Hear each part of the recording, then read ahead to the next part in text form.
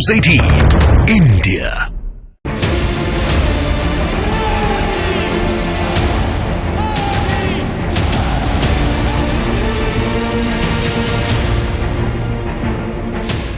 सत्रहवीं लोकसभा संसदीय इतिहास की गौरव गाथा और गाथा को गढ़ने वाले प्रधानमंत्री नरेंद्र मोदी।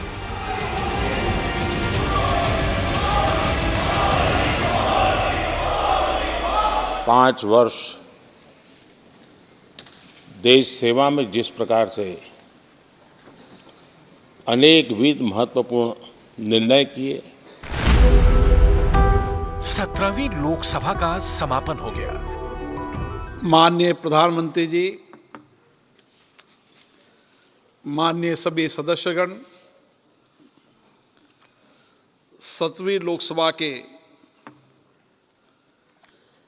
इस सत्र के साथ लोकसभा का आज समापन हो रहा है। ऐतिहासिक रहा अमृतकाल का हर एक संसद सत्र, लेकिन अब आगे 18वीं लोकसभा का चुनाव है। जनता जनार्दन के फैसले का वक्त है। प्रधानमंत्री नरेंद्र मोदी इस चुनाव के केंद्र में है। सारी व्यू रचना प्रधानमंत्री नरेंद्र मोदी के इर्द गिर्द हो रही है और खुद प्रधानमंत्री नरेंद्र मोदी एक्शन में है।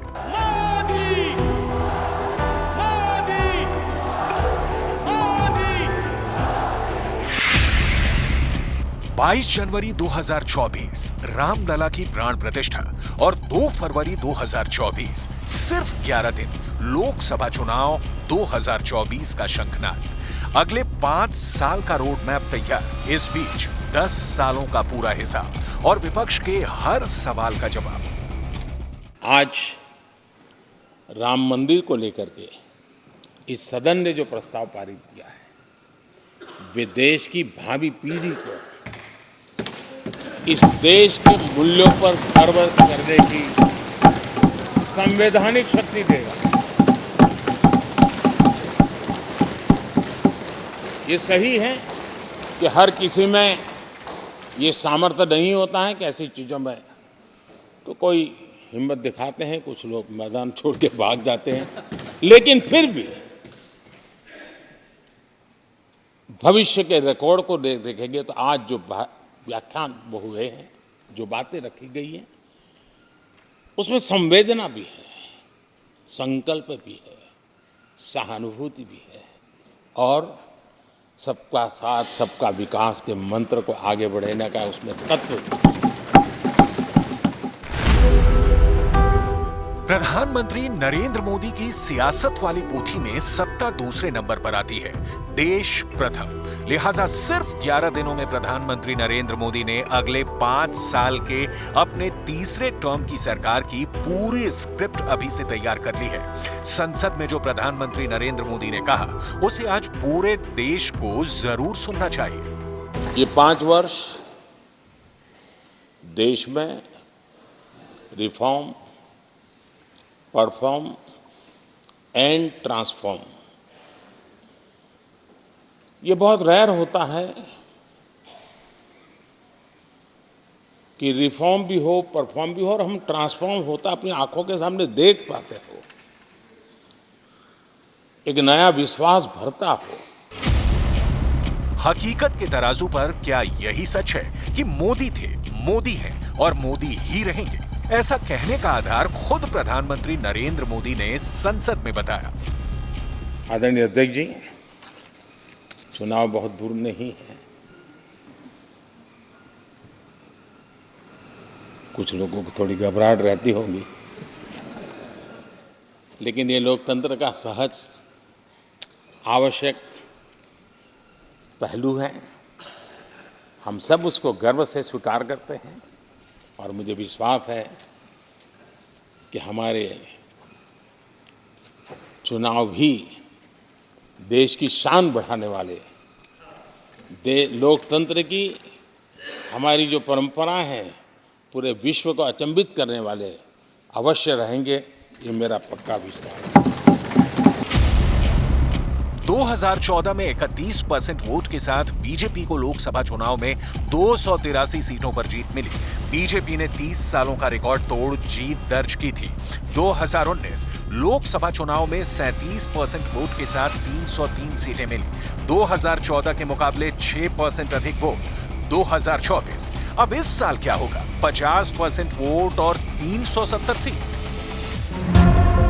जनता की अदालत में प्रधानमंत्री नरेंद्र मोदी का पलड़ा झुका हुआ है। क्या चुनाव से पहले मोदी के काम को आवाम तौल चुकी है? भरोसे का सिर्फ एक नाम प्रधानमंत्री नरेंद्र मोदी है। क्यों जीत की गारंटी का स्लोगन अब देश की फिजाओं में जुमला नहीं, जनता को सच जैसा दिख रहा है? क्या कारण है कि दुनिया भर के पॉलिटिकल पंडितों में इस बात पर चर्चा हो रही है कि पीएम मोदी क्यों बोल रहे हैं तीसरा टर्म पक्का है? देश के संसदीय इतिहास में ऐसा कभी नहीं हुआ कि प्रधानमंत्री नरेंद्र मोदी के सामने विपक्ष कितना मजबूत है। एक एक राज्य का सियासी लेखा जोखा लेने से बेहतर है कि उन मुद्दों पर मोदी सरकार का एक्शन, जिसे मोदी सरकार वादा निभाना कहती है, और इसी के दम पर पीएम मोदी की गारंटी खड़ी है।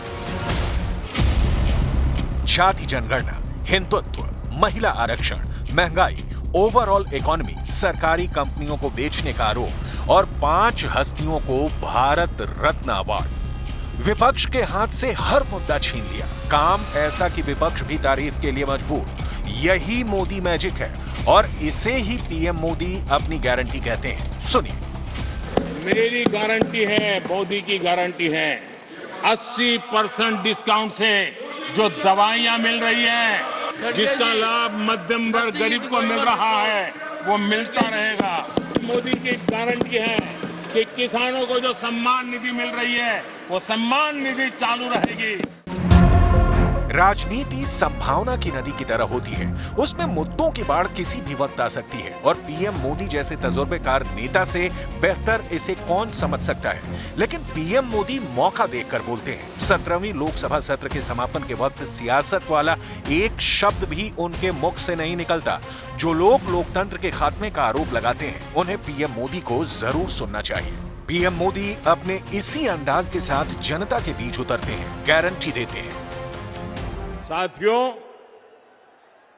याद रखिएगा, भूलिएगा मत,